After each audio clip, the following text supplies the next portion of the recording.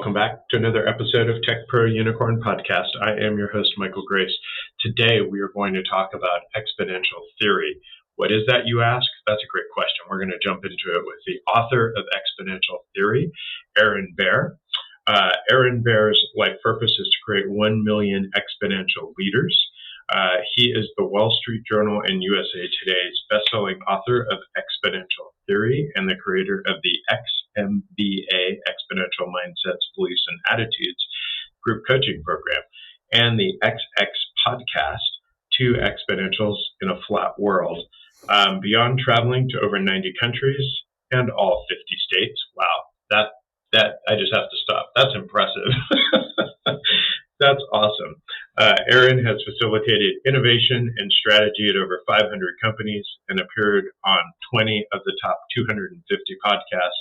He's highlighted as 10 leaders to watch in 2022, listed on 50 under 50 leaders, 40 under 40 leaders, 35 under 35 entrepreneurs, and one of his companies has been awarded Most Innovative Company in the U.S. His award-winning digital strategy firm had clients such as Google, Council for Foreign Relations, Coca-Cola, Harley-Davidson, Dannon, Emerson, Comedy Central, Telemundo, Dell, where he built over 100 software projects focused on growth hacking, leveraging the viral loop. So there's a lot to talk about here. He's also a certified historian, certified professional philosopher. He was the creator of the Oxford Leadership Online Certified Coach, which is closing in on over 1 million participants. As a former entrepreneur in residence at the Thunderbird School of Global Management at Arizona State University. I have to say he's also a fellow Arizonan. We were just chatting about that before. So we could have done this live and in person, but we're close enough to each other that technology will continue to bring us together. Arizona State University, go Sun Devils, former Sun Devil myself, is ranked number 1 in innovation 7 years in a row. And Singularity University at NASA Ames campus in Mountain View, California. Aaron has been exposed to some of the most repeatable, predictable, scalable, and sustainable business models. He currently focuses on helping individuals explore ancient wisdom, repeating histories, and modern science through his XMBA program that focuses on unlearning, reprogramming, and creating a growth mindset to ultimately create an exponential mindset, beliefs, and attitudes. He also helps companies through customized solutions to scale their exponential leadership and business models. He holds an MBA from Thunderbird School of Global Management and an MA from Indiana University. Aaron, that's quite a lot. Thanks, man, for taking time and hanging out with us on the podcast. Yeah, glad to be here, Michael. Thanks for having me, and good to know that you're in the backyard. So it's always good to meet fellow Arizonans. Absolutely. Such a cool, there's just so much coolness in kind of that intro, right? Just your life experience of travel and being in all those countries and all those places, all the time that you've spent in education and learning and growth. You kind of swirled that all together into a couple of books that have now culminated into Exponential Theory. What brought you to this point where this is the topic that after all your world experience, you're like, this is my platform?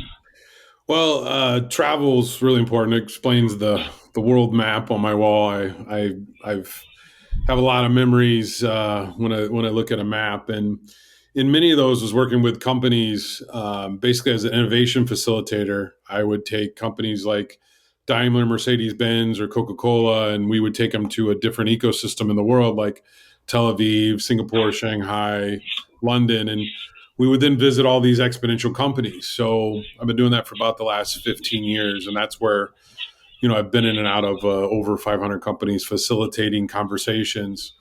And part of that just started to really see these people that thought exponentially.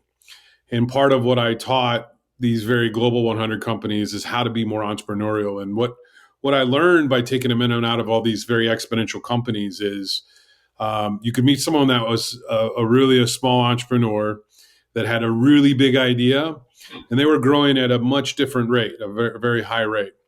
And what happened over 15 years is I saw all these little guys that I would sometimes visit earlier in that period, and they had, one office, and then all of a sudden we would come back to them 8 years later, and that thought or that exponential mindset they had actually created what they did. So I was able to see and meet some of these very exponential leaders. And then I started studying people like Bill Gates and Elon Musk, Jeff Bezos. We visited all their companies and with them at one time or another throughout my career with these different companies that we would tour. And that global perspective is, I think, also part of seeing the world from a different point of view, and then actually reflecting on what that means back in your own little world. And there's a new book called Collective Illusions that I find very interesting, that and it's part of what I would lead into my exponential mindset beliefs and attitudes. Is a lot of people can say like what their goals are privately, but not say them publicly. What I found is that exponential leaders very much are willing to live and die or fail or succeed on the fact that they're putting their goal out there. And it's enabled them to move faster. It's enabled them to attract the best talent. And that's really part of the game today, is how do you accelerate as change accelerates? How do you accelerate with that? And, it's got to be the willingness to learn from your mistakes. I often say there is no failure. It's just learning or winning. You're only failing if you're not learning. And part of that is these exponential leaders create this culture that's acceptable to learn fast. Just let's not make mistakes, 3 times and create insanity. But that all led into exponential theory, which the definition of that is, as you begin to think bigger and thinking exponential, you become more conscious. And you could think of this from a political perspective. We don't have to go into politics, but when you start thinking bigger about the world and you start solving bigger problems, you start having empathy for a much larger group of people. And candidly, it's good business. And what we've learned by impact investors is those companies are actually growing much, much faster by one, having representation of whatever community that they're serving to, one, be on the side of the company, whether it's board, senior leadership, on down.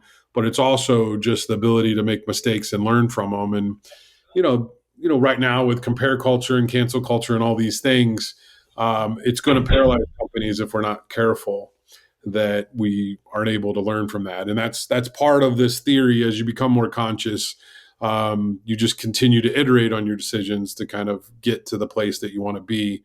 And that in a all-encompassing, Michael, is where it led me just to continue to travel 2 weeks a month. I was just in different parts of the world, different companies, different people, learning.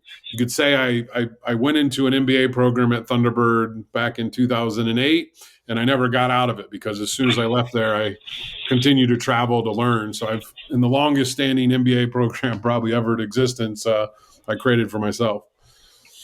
I love it. You talked about like the exponential theory applying to a leader. How does that apply to like a company culture, right? Because we have all these companies that want to change their culture, improve, modernize, get faster, right? And is exponential theory applicable to not only a leader, but maybe as a company says, that all sounds great. That's exactly what we need to do as a company. How does that apply kind of beyond just the scope of a single leader? So that's what I do, is I go into companies and it's really about getting everybody to have an exponential mindset, because if one person does it, it just doesn't work. And then, you have one person that honestly sounds really strange and uses this strange language that says we're going to grow, to the name of your podcast, we're going to be a unicorn and we're going to grow exponentially and we need to be 10x, and just all these different things out there. And then the other person is like, okay, well, if we had 10% gains, that's good, right? And, well, no longer is that good, because that just means that someone else is going to disrupt you, whether they're in your industry or in another industry. And I know healthcare is a big theme of some of the conversations you have. And, that industry, which is a quarter of our economy, is being disrupted. And it's probably slower than most others because it's been anchored in, what we've done, not what we can do. And we're seeing with COVID and the pandemic, just this accelerated journey where exponential pace of healthcare has just leapt leaps and bounds because we've been forced to do something differently. And I always say the one thing that 2020 did for most companies is it forced digital transformation. So the billions of dollars they were spending to want to digital transform, and then everybody in the company, to your point, Michael, not being on board with the digital transformation literally was wasted money. And then all of a sudden in 2020, if companies were forced to learn and win, like really learn from what they had to change, they were going to change regardless because they had to survive and to exist. I have this term that I put in the book around thrivability is no longer think about sustainability or, and I think sometimes people are in survivability mode, but not maintainability or, sustainability, but it's actually how do you get into thrivability? Is like, how do we actually take this disruption where instead of us being disrupted, we're disrupting ourselves? And the companies that have really exponentially grown out of that period were able to do that. We're really take these obstacles and they ate these obstacles and really helped them accelerate. And then candidly, that's where the whole organization gets into flow. And I talk a lot about flow from a peak performance and psychology standpoint, but it's the idea that a basketball player at the end of the game, if he thinks about the shot, it's for sure going to miss it. But if he just literally takes these automated processes and shuts down his prefrontal cortex and takes that shot and the energy all just works, you always wonder why some of these players always make those shots. It's because they're in flow and the energy around them, they're connected. You see it when you hear an orchestra. You see it when my daughter's 14. I went to a dance recital over the weekend. They were all in unison. And I'm like, how do these 14-year-old girls actually practice enough to be in unison? It's because they're actually in flow.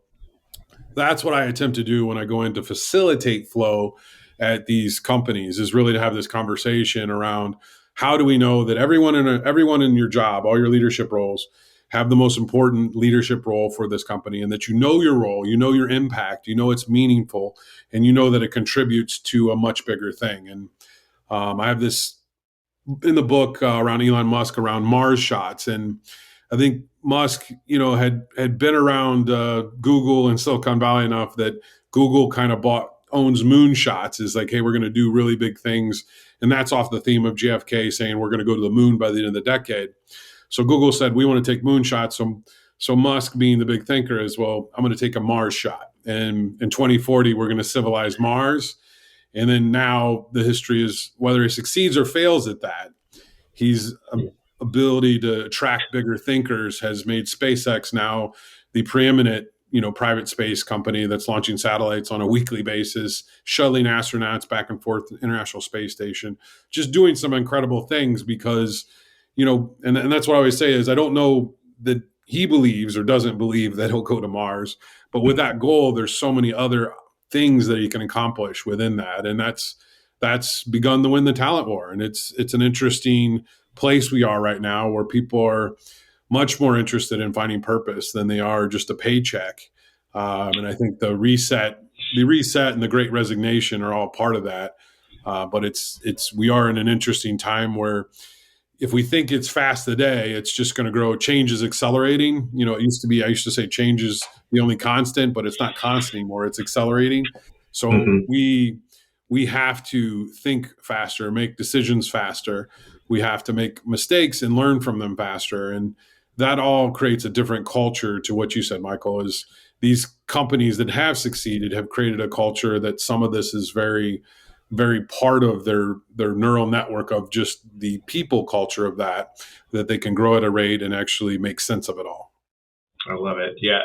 Healthcare, to your point, we had to, for so long, we were stuck, right? We were still excited about the electronic health record, right? The EHRs, which happened 20 years ago, right? Yeah. And we were still living on that, and we were improving and such. And then all of a sudden, telemedicine, which was a thing 10 years ago, but not in any real sense, right, had to become the primary means of care, not just for, to talk to your regular doctor, but for really complex, specialties.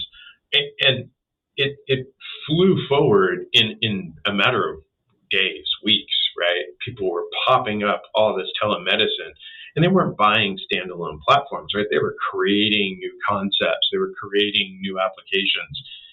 And in a period of like 2 to 3 months, you saw healthcare just fly forward, right? And now we're talking to a lot of CIOs in healthcare, and they're like, "Ooh, I have all this technical debt because of what I did, because I just threw spaghetti at the wall. I bought everything, threw everything at the wall, and now I have to make sense out of that, right? Now I have to figure out, okay, what do we want to keep?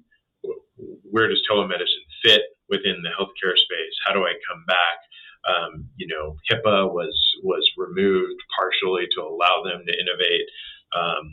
Eventually that'll probably come back in some fashion. So there's a lot of now strategy after the fact, which is also kind of weird. Usually you like to see strategy up front and a plan, and then you take your Mars shot. In this case, people kind of Mars, Pluto, Jupiter, whatever. We just need a shot, and then okay, now what does Mars shot look like? And let's scale back. It's really interesting. Somebody's going to write a great Harvard Business Review study on it, because why didn't that happen? Without the impetus of a pandemic to cause it, right? Where were those exponential leaders that were just out there trying to do that on their own, right? And I hate when people talk to me about Epic. Epic is not innovative. Epic was innovative 20 years ago. Epic is not innovative now. There's nothing innovative about Epic. Sorry, Epic, but right. But we need that exponential thinking in healthcare to continue, regardless of whether we have a pandemic. It has to get us past to the next, place, wherever that is, leveraging technology. I think to your point, I think another thing I write about in the book that really will resonate with healthcare is, I'm sure you've heard the golden rule is treat others as you want to be treated. And then there's the platinum rule, which I think with Me Too and kind of our current movers, treat others as they want to be treated. Yet I actually created a new rule called the rhodium rule, which rhodium is the most expensive metal, actually has platinum in it. But the idea is to think about the entire ecosystem. And I think healthcare is one of those, to your point, is often, doctor-led, whether it's from a hospital. Nurses maybe not have as much opinion, or there's all these different nuances in healthcare that if you break it down, it's like, how do we actually start making choices for all of the people in the ecosystem? And that includes the patient, which we're seeing very much human-centric, patient-oriented healthcare companies grow like crazy, versus these old companies that just had a solution for the doctors, that were the ones that wrote the check, or the doctor group or the hospital group that was run by the doctors. And then into the future is that you're actually thinking about the environment and the full life cycle of whatever it is that you're doing, and how do you actually, move people through a customer journey and an experience, and how do you actually improve that? And we're seeing, candidly, as people come back into the physical environments, that they have changed and that they will continue to change. And it's where change is required to, if that's the requirement today, we're also seeing healthcare fail, right? Some of these nursing homes in different places that just have been wiped off the planet because they weren't willing to change. And there was demands and needs for it from the patients, and there was different opportunities. Now, with an aging population in healthcare, it does create complacency because there's so many customers. Yet it also creates an opportunity, like telehealth, is just, how do we do it more efficiently? How do we, if 80% of our visits could actually be done through telehealth, and telehealth costs a third of what a physical costs. I mean, there's all kinds of numbers out there. Sure. Then all of a sudden, healthcare becomes like, okay, well, if we can cut things down here and there, then we can actually spend that money to improve this experience and this one and this one. So it is about doing strategy to think now a little bit more long-term, because we've had this opportunity to reset. And part of the book, there's a chapter called The Long Game, is, taken a little bit. All these exponential leaders think a little bit longer because they know that the change isn't going to happen overnight. Right. And in healthcare in particular, it happens even a little slower. But how do we actually get to a new place where we can be very, very disruptive? And I think that's the conversations to be had in healthcare around exponential technologies, which I read another chapter called The Emerging Technology Stack, and I take 38 exponential technologies. And they're always fun when I'm with a board of directors or a senior leadership of a company, is just to introduce these technologies. And then they're like, well, what does this have to do with me? And I was like, okay, well, let's apply one of them to your industry or to your competitor or to your company. Now let's stack a few of these together. And then it starts to blow their mind that someone could literally just blow past them because they're growing faster than them. And literally overnight, their company becomes non-existent. And it is where we are today. And it's where everyone is. There's not a company protected from this, not Apple. Apple has lots of cash to make mistakes, but Apple is reinventing their business model as we talk about it. I mean, they're going to a subscription model for their phones. They realize that's a better business model. They've let all the providers kind of use that as a process. They potentially might cut out the providers that at one time helped them. I know Google has some of those strategies for Android. So there's this disruption that's going to happen and continue to happen in every industry, that you have to start embracing these exponential technologies because they will create superior advantage for your competitors or for alternative industries. And that's what we're seeing is a company like Apple, and I got the Apple Watch on, is it starts to become an on-the-wrist healthcare because all of a sudden it's doing diagnosis all the time, and we're adding more and more sensors and more technology. Well, that feeds into the whole equation. If that's your point of access to healthcare, then all of a sudden Apple controls a lot more of a quarter of the economy. And I know that Tim Cook has talked about healthcare being a big part of their future. And that's where they've invested in Apple Fitness and all kinds of different things. But, the point is that we have to change, and whatever we think exists now and that we think it's going to be the same, technology is growing. Obviously the prices of healthcare, some of the different costs of things have really been driven down because of technology, yet insurance and Medicare and all these things have kept these premiums up. So there's huge profit in some of these areas. How do you take that huge profit and roll it into innovation? And that's hopefully what the companies that will be around in 10, 20 years are doing that now. Those healthcare companies that are not, they can reap these rewards for the next 5 years, but they're, and the one thing that I can say is certain is the future is going to happen faster than people think. It's coming faster than they ever thought. I love the example of Apple. Almost 8 years ago, I made a personal mission to contact executives at Apple, specifically around healthcare. They weren't at any of the healthcare technology conferences. They were just kind of absent. And I was puzzled by it, right? Because I was like, you have the opportunity to transform healthcare. You have, to me, a responsibility to get the hell in the game. Just because of the market penetration that you have with the Apple Watches and the biometric sensors, and they were like, well, healthcare is not, we're really more of a consumer goods, at that time. And I was like, you need to just change your thought process. You're just wrong. You're missing from the space. And we want you in the space. We think you're a huge player in the space, or could be. And they're just really slow. They're still slow to the market, I think, and they're kind of isolated in their innovation. Like, they're innovating with the Apple Watch. They're adding more sensors. The watch can now notify you of heart arrhythmia, which is huge, right? But it doesn't have any integration to any other external apps or such. It's very insular, which is, for somebody who's an Apple fan, right? If they had an Apple car, I'd be driving it, right? It's coming probably. So yeah. So it's just crazy for such an innovative company to not come into the game. So there's, Michael, in my book, to talk about exponential theory, there's a chapter actually on Apple, and it really is the fact that they are considered one of the most innovative companies in the world, but their timing is actually what they're best at. And I use the analogy of the iPhone, and then we can talk about other technologies that lead into healthcare. But which I actually in the book I end in healthcare because I know that that's part of their long. That's awesome. And whether it actually comes to fruition or not, people can change strategies or whatever. And the same with the car and different things that we've always speculated. But Steve Jobs, for about 4 or 5 years, people asked, "Are you going to get in the phone market?" And he would say, "No, no, no, no. We're not. We're focused on music. We're focused on." But you could see the evolution of their product being a phone. And that goes to the evolution of what you just said about the iWatch and the metrics and all these things. But what Steve Jobs was really good at, and his team, and now Tim Cook has taken on that legacy and done the same thing, is timing.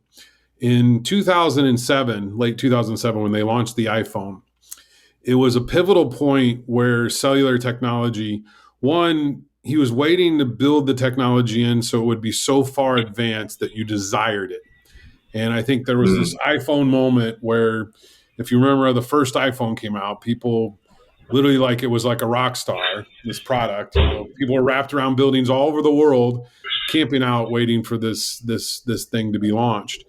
And, easily 17 years prior to that, there was, in the book, I talk about this pocket crystal, which there's a documentary called General Magic around a guy named Mark Peratt that created basically the iPhone 17 years before the iPhone launched. Wow. And it's really interesting to see these people. They created emojis and they created, the USB connection and all these things by creating this product that ultimately was not timed very well. And then Apple actually, right after that failed, and Mark Peratt went on to something else, Apple launched the Newton. And then the Palm Pilot came out, and then, you started seeing this people wanted something like a personal organizer. And all of a sudden, digital technologies on the go became something interesting. By 2007, what had happened is the BlackBerry, if you remember, was just a business-only email engine. Had one. Had several. People love their BlackBerries, right? Yep. But in 2007, what had happened is Nokia had 20 out of the 20 top phones, 19 of them were Nokia, and another one was another, and BlackBerry was kind of moving on the outside. Those had actually came down in sales, and BlackBerry was heading into the consumer market for the first time. And that was the timing of Apple that was just so brilliant. So I look at Apple as, one, they have 10% or 15% of the cash of the whole S&P 500 sitting on hand. They can go into a market and be very, very disruptive.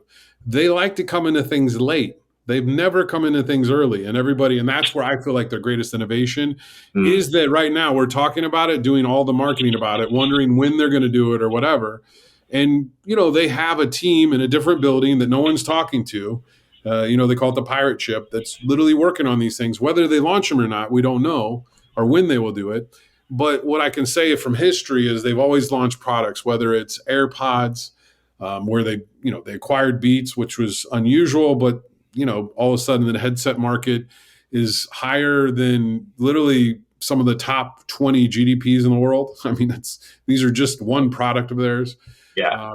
The iPad, for an example, when they launched it, they could have launched the technology that was in the iPad 3 or 4 because you just take a phone and reverse, but they launched it simple to get to market at low price. And then they had competitive advantage for 3-4 years. They've done this continually, as kind of come into the market late with a superior product.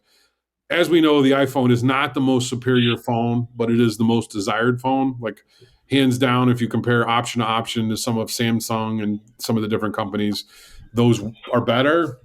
They sell worldwide. They sell 7 times as many Android phones as they do iPhones, but we still talk about iPhone all the time and what's the next option or whatever. I think we'll do that as, the Apple Watch sells more watch than the whole Swiss watch industry. I mean, the numbers are kind of staggering as far as what success means for Apple. But I would say healthcare is on the radar.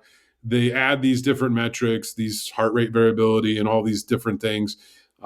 We know that they're making some movements in that area.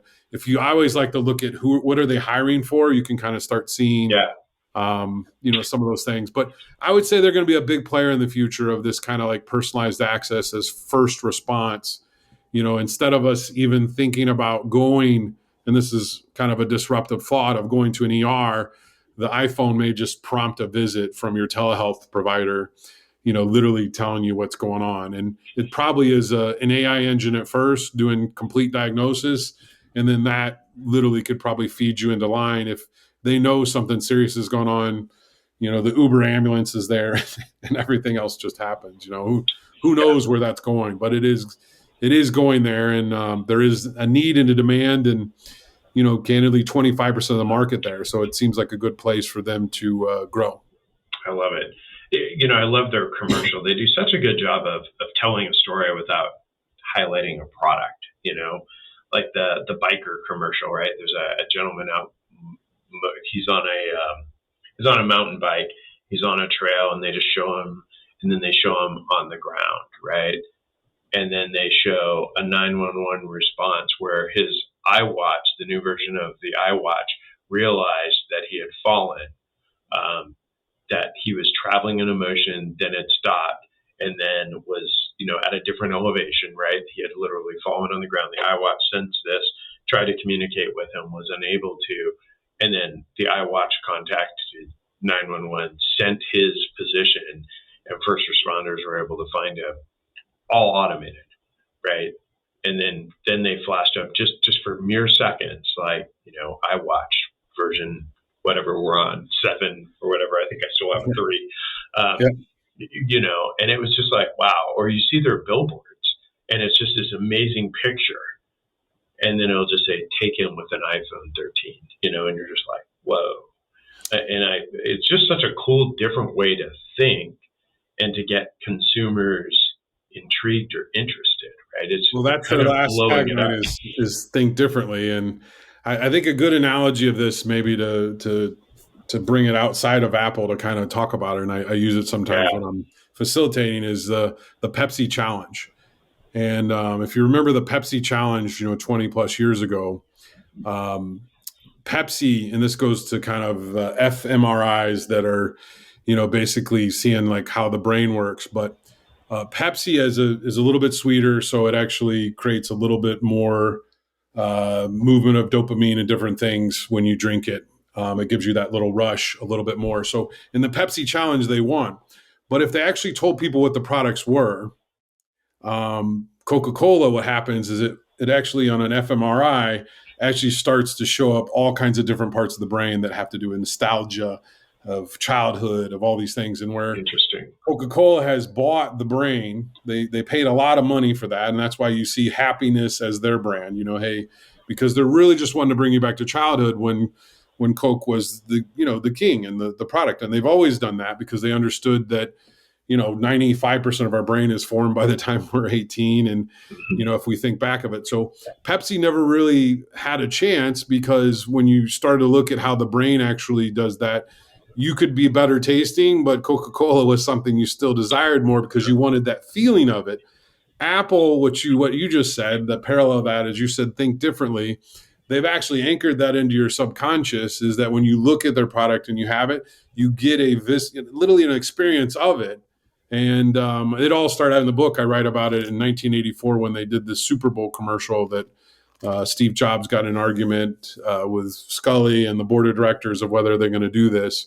Kind of revolutionary. It's 1984, but on a George Orwellian, where this lady kind of in a Hooters outfit, I'll say, swings a sledgehammer at the screen. That, it's 1984, it's Apple, but it's going to be a different year for us, and the Macintosh relaunched with Steve Jobs. That kind of propelled us into, where Macintosh became a brand of desire. And then their marketing just kind of built off of that in a very similar way.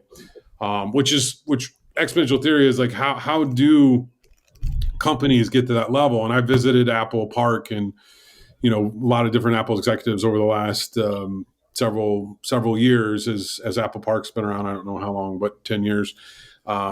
You start to learn that there is a very desirability of just the simplicity of it. And I think, Tesla has learned that and taken a lot of lessons from that. If you look at, the Model 3 or whatever, it's just how do we simplify things? Not that people don't need more options, where, some of our American car companies are like, let's put another button here, and let's do this, and let's make it look like a cockpit, which we realize that people don't use all those functions, and what is the necessity. And I think that's the point of even Apple showing that commercial is, hey, if you don't have a watch and you fall off your bike, you're screwed. But if you have one, we're going to take care of you. We're going to create a simple solution for you. And that's where I think they have a lot of bright people thinking about the future, thinking about healthcare, working on it, understanding that these indicators and all these different things that they're working on are going to lead to a better future for all people, which in essence, their user experience is really what their mission is.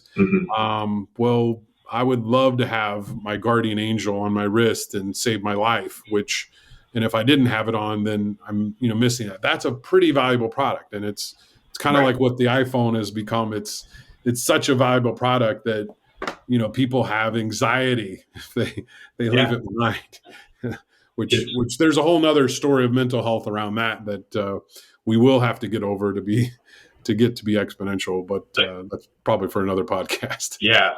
What I love for those of you following at home, I forgot to mention, if you want to check out some of the stuff about the book and Aaron and such, his name, aaronbear.com, all one word, Bare is the last name spelling. If you go out to the website, you can get his book. You can also read through some cool things.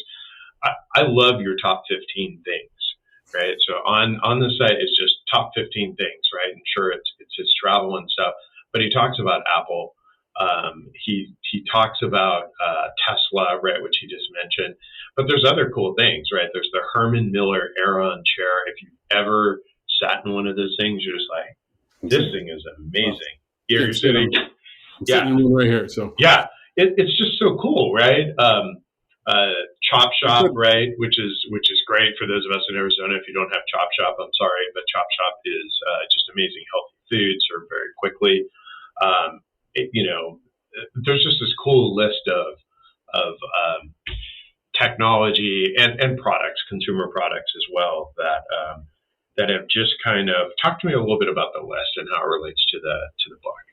Yeah, so the list was just me. I actually, there's this company called Buck Mason, which their founders put together a list of their top 10 things, and I started thinking about. I'm very much an educated minimalist. I work to create a frictionless life that is in ease, that I'm in flow, that I can get into deep work, and I have deep conversations. I can kind of move in and out of that, and if you study the flow state, you realize that people can be 500x, Harvard 500x more productive in the flow state. So on a Monday, you can get done more than anyone gets done in a week.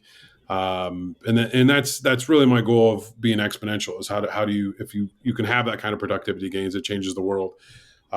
That's really the goal of creating 1 million exponential leaders. That list are all things, if you really get down to it, are things that have simplified my life, like a zero inbox. A lot of people, there's a badge of honor to say that I'm so busy. To me, it's not a badge of honor to say I'm so busy, or that I don't get sleep. I have sleep on there, as I have a bed that heats up, warms up, gives me analytics every morning, literally tells me how I sleep, how many times I turn, when I woke up, why, what state did I have, deep sleep, how much did I get it, and that all really predicts how I'm going to perform the next day. So I always think of my sleep as the start of my next day. And that goes to process of a digital sunset. All that leads into some of these products I have in my top 15 is I'm very intentional with what I surround myself with. I don't need a lot of stuff. I've actually simplified my life a great deal. And it's allowed me to perform better in everything that I do. And I don't want to say I'm Benjamin Button, but I feel like I'm getting younger from those things, like having those things and being very, intentional about the products around me. This shirt I have on it's from Graphene X. That's on the list. I'm actually on the board of it. It's a company out of Hong Kong. It's made of graphene, which is 10,000 times stronger than steel. This shirt it's odorless.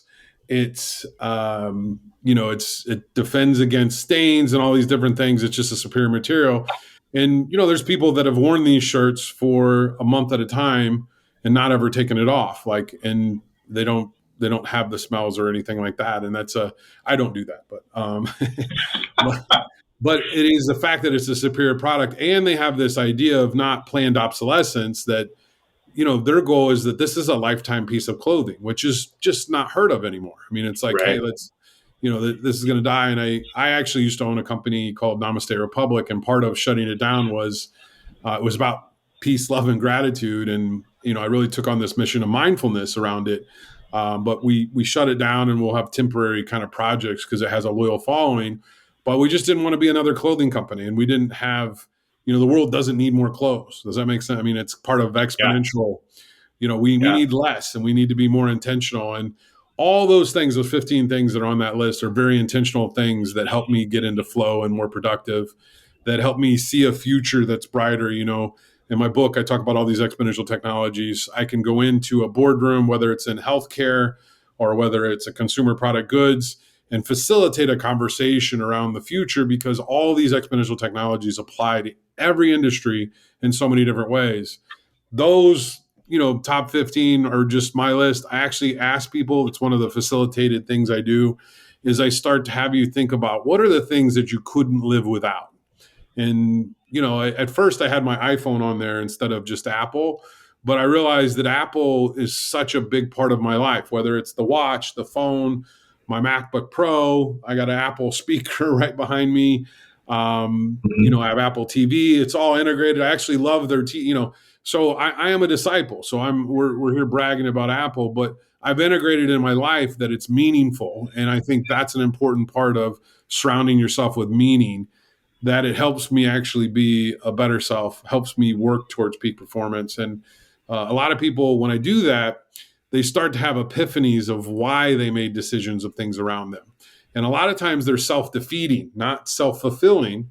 They're self-defeating decisions of why something is around them. And it even goes that I used to drive a Range Rover Sport, and I had a Tesla before that. I went to Range Rover Sport, and it was off-brand. And literally, I just picked up a Tesla yesterday. So it now is like very congruent with who I am around sustainability, thinking about the ecosystem, technology, the future. And I think that's important for executives to really think about that for themselves, but to lead their organizations in that way, because that becomes the authentic who they are. And everything comes back to me helping create 1 million exponential leaders. And I do that through working with companies. And I've done that through other projects at Oxford Leadership and different places where I've helped create massive leadership programs to help people move in the right direction. And very excited about this Exponential Mindset, Beliefs and Attitudes, which is the XMBA. I was a professor at ASU in Thunderbird, as you mentioned. And, during the 10 years I was a professor, I realized that these MBAs are really just to help people to get middle management and report to people and not really be innovative and exponential and change the world. So I created a program called the XMBA, which is all around mindset, belief, and attitude, which the idea is to get to an exponential mindset where you are not thinking linearly. You're thinking like, how do I disrupt myself? How do I disrupt my team? How do I disrupt this company? All in the favor of positive change, to make a bigger impact on the world. And that's really every day, like why I get on this podcast. And if we impact one or two people, it's been worth 10x my time. And that's really the goal, because exponential leaders, and I think of it like Google had this big, massive transformative purpose of organizing the world's information. Well, if I have a purpose of creating 1 million exponential leaders, I can argue now out of the gate that I have a bigger purpose than Google had when they started. And, Google may be one of the most impactful companies today with what they've done. My goal in the future is to create 1 million Googles is how you want to look at it in every different industry. It's interesting. I saw a quote yesterday that seems very much in alignment, and the person said, "I see the next president as a 7-year-old girl who's going to take an alternative path. Right? She's not going to have the same education. She's not going to have right. More and more people are not choosing college education in the traditional path that you and I both with MBAs and such. Right? We went down that path."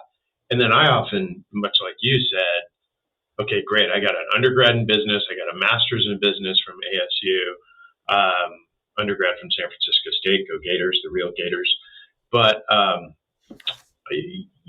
was left kind of going, what the hell did that give me? Like, okay, I have a really good foundation to think bigger.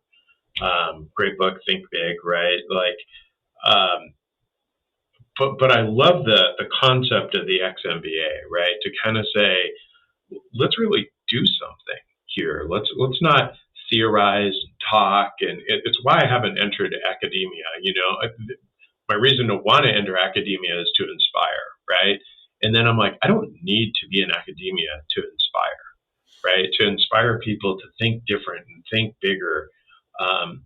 And there's such a charge, I think, that you get when you do that education and you get them to greenfield think about what could be, and then you see them kind of, the boards and the C-level folks and the leaders, and they're like, oh my gosh, like we could do this totally differently. And then they start whiteboarding and such, and you're just like, that was awesome. Like I planted the seed and it blew up and it was amazing. And now they're inspiring.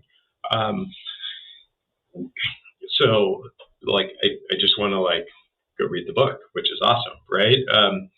So if someone like, what are some ways that folks can get connected to this? Like if they're like, okay, I wanna explore more, I want to learn more about it, I want to adopt it. Is the book the starting place, or is the XMBA the starting place? No, the book is really, and it was built as a follow. It's a theory, and I think this comes from kind of the academic is I'm putting out there like this idea that as you become more exponential, you'll become more conscious. And throughout the book, I kind of architect how these big companies have become more conscious, even though they're under constant ridicule. They may be because they're under such a magnifying glass that they've become that. But it's a requirement today with the transparency of video and social media, kind of watching everything. The future, exponential theory leads into this practice of it. And that's where the XMBA is really the practice of some of these theories that are proven. There's this idea of flow that, a professor at the University of Chicago psychology department created over, 40 years ago. That now we realize is like when a team gets into flow, like an orchestra or a dance group or these different things, is how do you get your organization? So I work on facilitating flow, and that comes from, the practice is the XMBA, the Exponential Mindset, Belief, and Attitude. And then the ultimate goal is the mastery of it, which is where you prompt flow in the people around you. And part of that is having the energy where, it's you feel that energy where everybody starts learning the nuances of how do we move faster? How do we make decisions faster? How do we make mistakes faster? How do we learn faster? And all those are almost a requirement for the accelerated change that we're about to enter. And I think it's hard for people to really understand that things are going to move faster. And even in healthcare, like things are going to accelerate beyond what we'd say a linear mind can actually contain. But with the ways that we can growth hack this, growth learn this, and really create a growth mindset and eventually become an exponential mindset where you stop thinking linear, where you stop thinking I need 7 to 10% gains to survive. You really need the thrivability of it is that you need to create, 10x gains in something to disrupt yourself. So you may need to create a new product or service that's much, much more repeatable, predictable, scalable, and sustainable, which is part of the book is this thing that I lay out is these are the thought processes. If you can actually prove those 4 points, I'll just give you a little secret is you can raise as much money as you want from venture capital. You're gonna actually build, a company that if you can live up to your purpose, your massive transformative purpose, which is what an exponential organization would have. All of a sudden, all those things come in alignment, and that's all part of getting people through the system. And I consider myself a facilitator because I'll go into companies, in town, working with companies like APS, SRP. I actually work with the Suns, work with Daimler, Mercedes-Benz, Coca-Cola, a few. And all those experiences are really taking that leadership to say, how do we take these ideas and think bigger?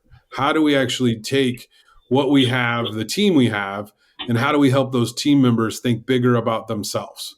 And that's a self-fulfilling prophecy, because once you can actually help people, it's to your idea about inspiring and why it's attractive to be around younger people. But what we are required now today is lifelong learning, and we're required to do that with all people. And I think it's, as much as a 7-year-old knows how to learn, in the past, we've said we stop learning at the rate that we did.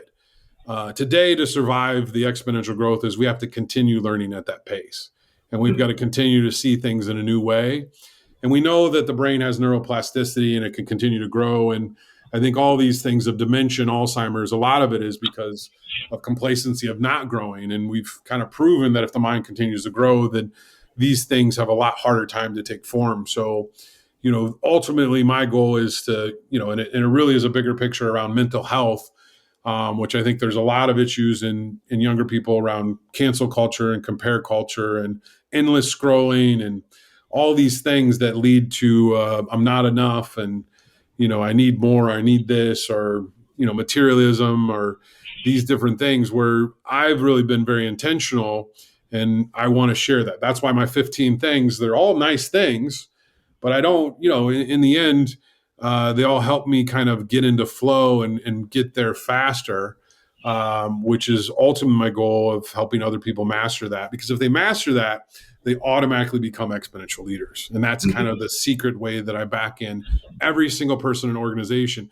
Those that don't want to grow generally get spit out of organizations. And that's, what we're seeing today. That's the reality, is someone who is slowing down growth by being the antithesis of that growth, or they don't agree with the strategy. That's fine. There's probably another place. And right now there's plenty of other places that'll take you, but it's important to get the right people on the team that can move at an exponential pace, for a company, for a healthcare system to survive. All those things are important for our future. I love it.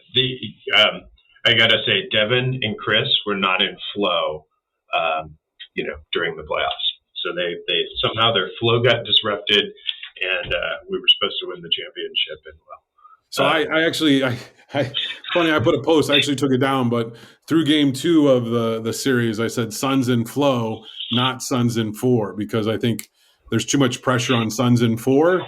But yeah, I hope I didn't jinx them on the Suns in flow, because they oftentimes are very much in flow, and that's what the Suns have been throughout the year. But towards the end of the year, they, I know we're way off subject here, but they lost 10 out of their last 19 games. They weren't in flow. There was definitely something more going on. And obviously it's something the Suns are reassessing. I'm not part of that decision-making whatsoever. But interesting. Monty is still a great coach. He'll figure it out. He inspires, right? When you look at how that's the part. When I looked at it, I said, take their play out. I really feel something in that dynamic of people, right, was happening. Something with Chris, something with Monty, something, there was a dynamic there that their interactions were not really in flow. It definitely changed, and you see that towards the end of the season, and that's where you realize if you're not in flow, you will not win. You have, there's something more for you to learn. And the Suns, in the NBA, by all means, had the best record, the best team, the best ability to win the championship, but proves it again and again. It really takes the team that's in flow. It doesn't matter. You can have the worst team and be in flow and actually make it happen. But and we're it's a learning experience for them. And Chris Paul probably doesn't have too many more learning experiences. Devin Booker probably has a lot more. So and the rest of the team around them have gotten incredible experience from it. Absolutely. Yeah, the weight that was put on Devin was a little crazy, right, for his age. He's such a superstar out there, but then you think, like, this kid's still on a rookie contract, just coming off his rookie contract, and so, like, he's still really young. That's crazy. Anyway, so now go Warriors. Let's take Dallas out and get on with it. But Aaron, thanks for jumping on the podcast, sharing your book and bits and pieces of it, and talking through kind of all your experience and all the examples. I always think examples really help people, visualize concepts, especially theories, when we relate it to things that are very common, like Apple or Tesla. I've got to go check out Graphene X because I'm a bit of a shirtaholic, and it sounds way better than merino wool. So I'll have to. It is way better than merino wool. A very superior material, and it is a game changer. And they're not expensive. They're in it's an affordable polo. Their jackets and everything are very affordable. So it's Awesome. They're very disruptive because the idea is just that you buy. This is a lifetime warranty. So it's awesome. a different idea than every other clothing company that is selling for the season, which is not a very sustainable practice. I love it. Well, again, Aaron, thanks for taking the time and spending it here with us on the podcast. It's been great. For those of you listening at home, again, all one word, AaronBear.com, Bear, B-A-R-E, like the naked bear, not like the grizzly bear. And the links and everything will be down below. Very cool. Thanks for sharing your book. Thanks, Michael, for having me on. Appreciate it. Absolutely.